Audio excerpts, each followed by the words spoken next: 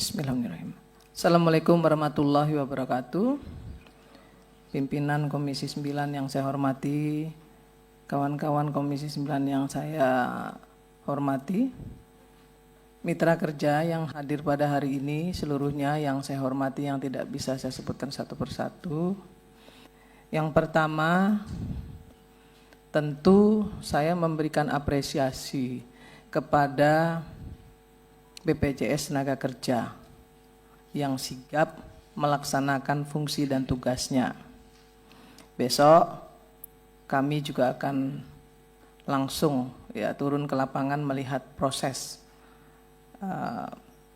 manfaat jaminan hari tua yang sedang dilaksanakan oleh BPJS Tenaga Kerja. Terima kasih Pak Anggoro dan kawan-kawan. Yang kedua, tentu saya juga memberikan apresiasi kepada BPJS Kesehatan sesuai dengan fungsinya yang juga tadi dipaparkan dan itu sudah sesuai dengan undang-undang. Tentu kita juga berterima kasih kepada pemerintah terkait dengan kesigapan pemerintah dalam rangka memberikan supporting yang sangat besar kepada Sritek. Kemudian tentu juga saya memberikan apresiasi kepada Kementerian Tenaga Kerja yang juga sigap. Tetapi perlu digarisbawahi Pak Menteri, yang perusahaan yang PHK hari ini itu bukan cuma Sritek. Jadi supporting yang sama juga harus diberikan kepada perusahaan-perusahaan lain yang juga menjadi korban PHK, yang juga melakukan kepailitan. Tapi saya terus terang hari ini merasa sangat sedih sekali ketika saya melihat paparan dari Pak Menteri Tenaga Kerja. Di sini disampaikan bahwa uang pesangon, uang penghargaan masa kerja dan lain-lain itu akan terhutang dan akan dibayar dari hasil penjualan aset. Itu lagu lama, memang seharusnya begitu. Tapi kurator memang seperti itu kelakuannya. Perusahaan juga seperti itu kelakuannya. 1-2 bulan menjelang Lebaran selalu melakukan PHK. Nanti di Undang-Undang Ketenagakerjaan yang baru pimpinan, ini harus masuk dalam klausul loh. Perusahaan yang melakukan tindakan amoral yang seperti ini harus ada punishment yang jelas kok. Ini mau hari raya loh ya. Sama sekali tidak menghormati orang yang sedang berpuasa, yang juga akan hari raya, tiba-tiba PHK. Ini kelakuan ini udah bertahun-tahun terjadi begini dan terjadi pembiaran ini. Jadi nggak heran saya kalau ini terus dilakukan. Kenapa? Kalau menurut saya ini Kementerian Tenaga Kerja harus hadir ini untuk masalah ini. THR 2025 terhutang akan dibayarkan dari hasil penjualan aset. Pak Menteri tahu nggak sih kalau sebenarnya Sritek itu punya anak perusahaan 11, ada 11 perusahaan. Ya. Dan saya mendengar dari kurator bahkan ada anak perusahaan Sritek yang juga menagih hutangnya kepada Sritek. Yang bangkrut, yang pilot ini. Artinya Sritek ini nggak bertanggung jawab dengan pekerjanya dan melimpahkan tanggung jawabnya kepada pemerintah. Ini kurang ajar ini perusahaan. Dari 11 perusahaan itu harusnya dia bisa memberikan THR kepada pekerja yang ter-PHK. Dari 11 perusahaan yang lain, realokasikan anggarannya. Jangan semua ditimpahkan kepada pemerintah. Jangan mentang-mentang pemerintah mensupporting sedemikian besar karena Sritek ini punya pekerja yang besar, dan dianggap menjadi aset nasional, terus semuanya diserahin kepada pemerintah. Ngemplang pajak, pinjem uang segitu besar, perusahaannya juga banyak, tapi nggak mau bayar uang THR. Kan ada perusahaannya yang lain yang bisa dimintai pertanggungjawaban untuk bisa bagi-bagi THR. Kenapa semuanya harus diserahkan kepada pemerintah? Kan ini nggak benar ini. Ini Pak Wamen ini yang bolak-balik ke sana itu tekankan kepada perusahaan. Jangan merugikan pemerintah. Untungnya mereka makan, tapi ketika rugi mereka serahkan semuanya kepada pemerintah. Ini nggak fair. Pak Menteri jangan diam-diam aja. Saya marah terus terang. Mau lebaran ini, terus THR-nya terhutang.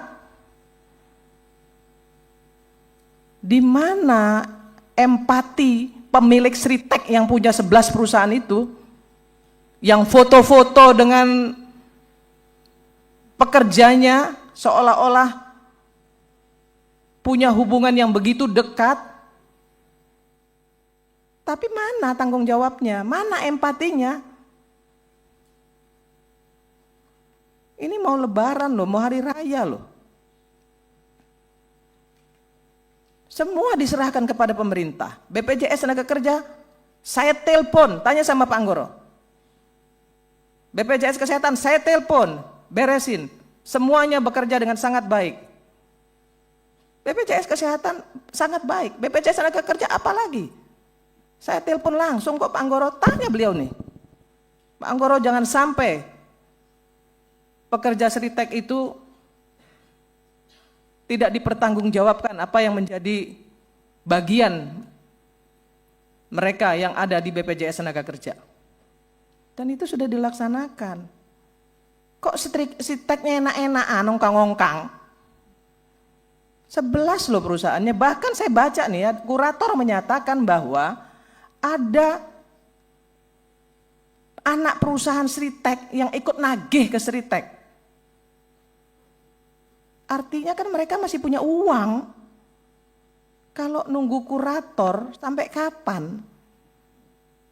Kalau untuk perusahaan yang akan menggantikan, saya tahu ada, sudah ada. Dan itu bagian dari komitmen pemerintah, Pak Presiden. Bagian komitmen Pak Presiden sudah dilaksanakan loh, akan ada perusahaan. Dan saya percaya itu. Untuk mengambil alih, kemudian mempekerjakan kembali dengan seluruh mekanisme sesuai dengan konstitusi dan undang-undang. Ini sudah luar biasa, tapi hati-hati pemerintah juga saya ingatkan. Karena apa? Nanti perusahaan-perusahaan lain yang pilot juga akan minta diperlakukan sama loh. Hati-hati. Jangan terjadi ada pembedaan nanti.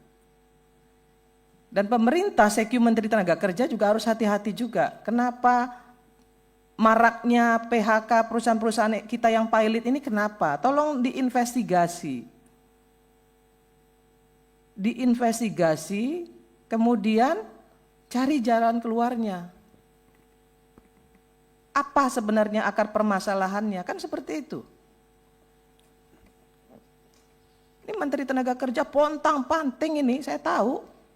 Wamen apalagi tuh, yang walaupun kadang-kadang ngomongnya banyak sehingga banyak diprotes, tapi saya tahu maksud beliau baik.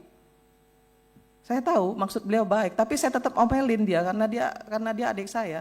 Saya omelin, kamu jangan terlalu banyak ngomong deh. Nanti kamu loh yang kena yang dapat resikonya. Walaupun saya tahu niatnya baik untuk sebagai pertanggungjawaban pemerintah. Dia nggak ingin pemerintah itu dianggap tidak melaksanakan fungsi dan tugasnya dengan baik.